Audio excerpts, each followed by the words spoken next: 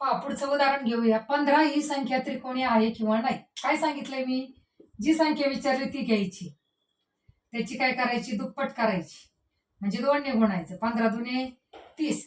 आता 30 मधून कोणती वर्ग संख्या वजा होईल पहा. 1 चा वर्ग 1, 2 चा वर्ग 4, 3 चा वर्ग 9, 4 चा वर्ग 16, 5 चा वर्ग 25, 6 चा वर्ग 36. 36 काय वजा होऊ शकत नाही. मग 5 चा वर्ग 25. कशाचा वर्ग आहे? 5 चा वर्ग आहे, म्हणजे वर्गमूळ काय झालं? वर्गमूळ 5 झाले. पहा, वर्गमूळ काय आहे? 5. आता यांची वजाबाकी करा. किती आली? 10तून 5 गेले 5, 10तून 2 गेले 0. मग आता ही वजाबाकी आणि वर्गमूळ हे काय आलं इथं? समान आले. वर्गमूळ आणि वजाबाकी, वर्गमूळ व वजाबाकी जर समान असेल तर ती संख्या काय असते? त्रिकोणी असते.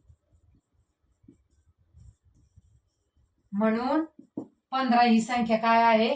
त्रिकोणी आहे. कारण फॉर्म्युला लक्षात ठेवायचं, विचारलेली संख्या त्याची दुप्पट करायची, तिच्यातून मोठ्यात मोठी वजा होणारी वर्गसंख्या वजा करायची, आणि मग त्याचं जी वर्गसंख्या वजा केली त्याचं वर्गमूळ आणि आलेली वजाबाकी ही जर समान असेल तर ती संख्या त्रिकोणी असते, आणि जर समान नसेल तर ती संख्या त्रिकोणी नसते. आवडली ट्रिक आवडली असेल तर व्हिडिओला लाईक अँड शेअर करा.